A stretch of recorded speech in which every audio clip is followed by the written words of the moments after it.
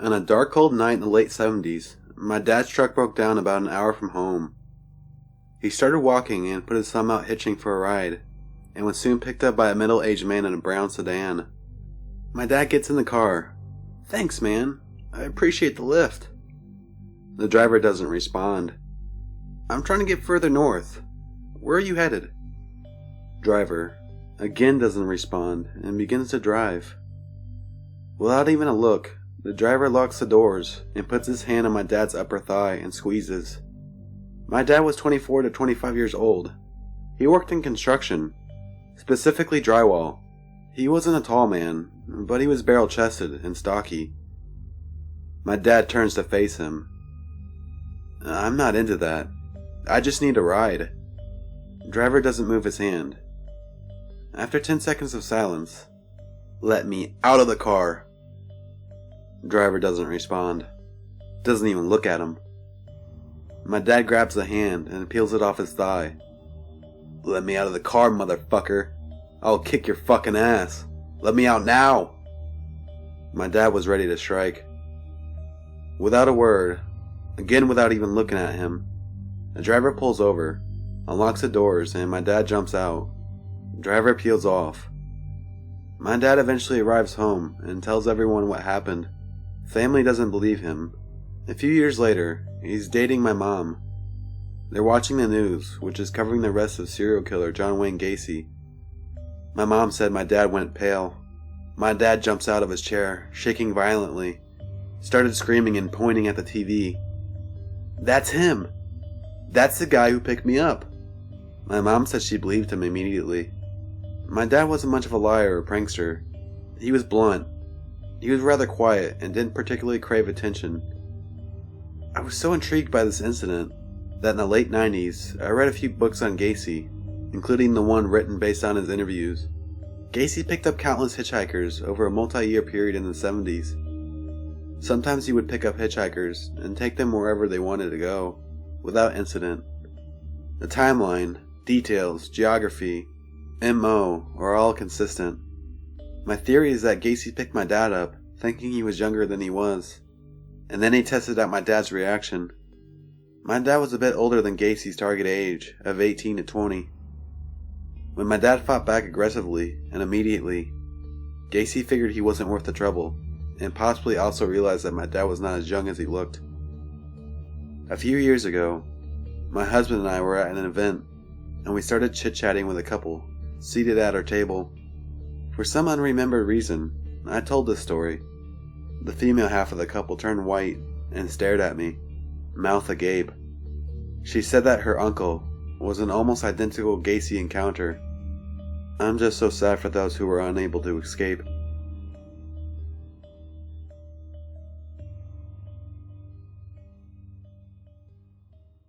So this happened on a motorway in the West Midlands of England in 1990. So I was what was known at the time as a crusty, though I read that they're called gutter punks in the US. I had dreadlocks, listened to anarcho-punk, and dressed in rags. I was a softie from the countryside by birth, but a couple of years in the violent Nottingham squatter scene had hardened me.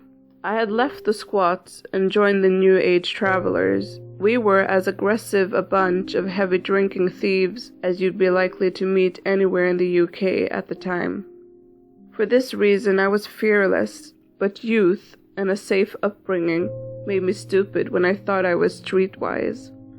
As was my habit, I'd taken myself off on my own and gone back to my hometown. Now I was hitchhiking the breadth of the country to get back to the site where my friends were. I remember waiting for my next lift at a service station where this battered, old, three-wheeled van pulled up. It was filthy and didn't look very pleasant, but it was going in my direction, so I was pleased. The driver seemed okay, a bit serious and intense, I suppose, but he said he could take me to the other side of Birmingham, which was very convenient for me. He was distinctive looking. This was the start of the 90s, but he looked like my dad did during the 70s, and my dad was old-fashioned his whole life. The man had thick black hair in a bit of a quiff and sideburns, He was also very tanned, like he worked outdoors a lot. He was lean, with dark eyebrows.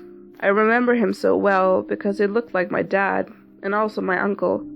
Maybe this was why I didn't feel less at ease with him. So we started along the motorway, and it all seemed fine. I was probably chatting like an idiot as usual, and I remember glancing in the back of the van and seeing a heap of junk in there, bulky and dirty, and some of it covered with a black cloth. He saw me looking at it and said it was equipment for a puppet show, which I found bizarre. He didn't look like a children's entertainer. He was more child catcher than friendly clown. Along the road a bit, and he started asking me how often I hitch, and I let him know it's routine for me. He says, "But don't you get scared?" So I say, "No, not really." But the guy won't leave it.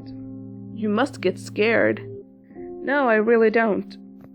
"Why don't you get scared?" "I can handle myself." And so he goes on and on and on.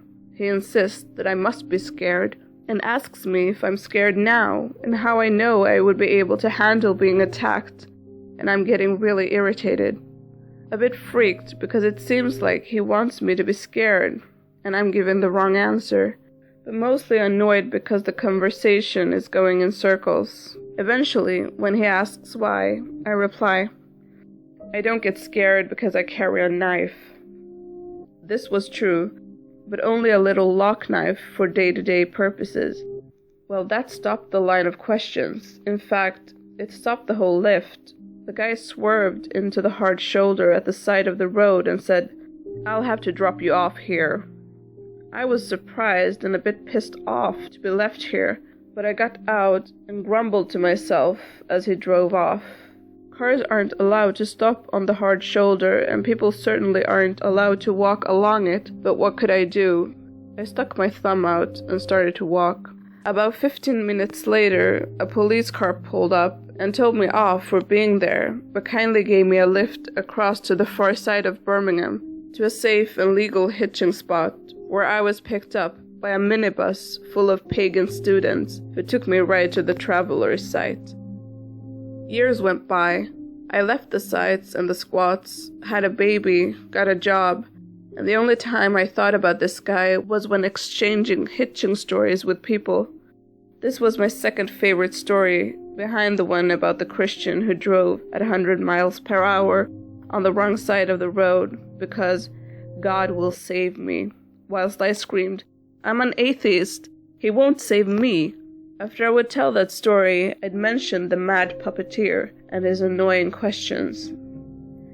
It wasn't until a couple of years ago that I realized the possible danger I'd been in. I was watching a show called Crime Watch on BBC when they appeal for information, and they had a special on the serial killer Peter Tobin, trying to track his movements through the years. I follow serial killer stories with interest, so I'd heard of him and had seen his picture as an old man.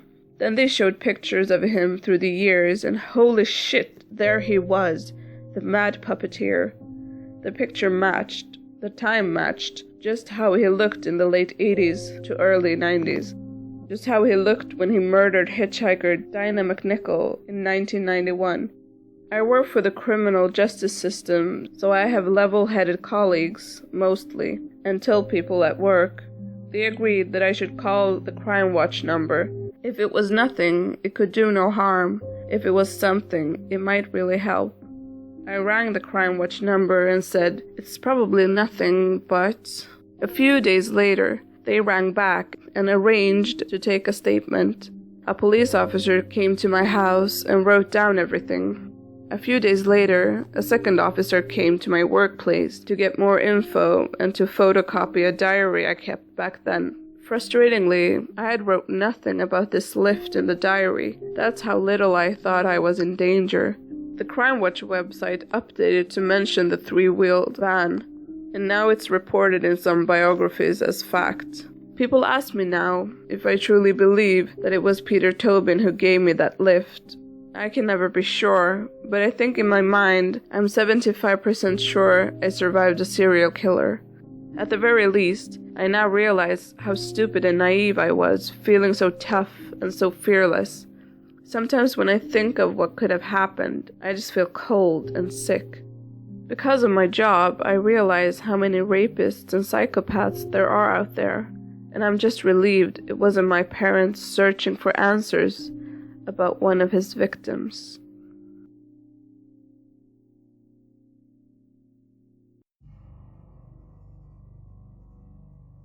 In the late 70s, my uncle was studying medicine at the University of Chicago.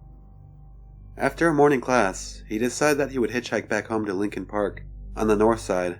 Instead of paying for a taxi, a man drove up in a Plymouth Satellite and offered my uncle a ride.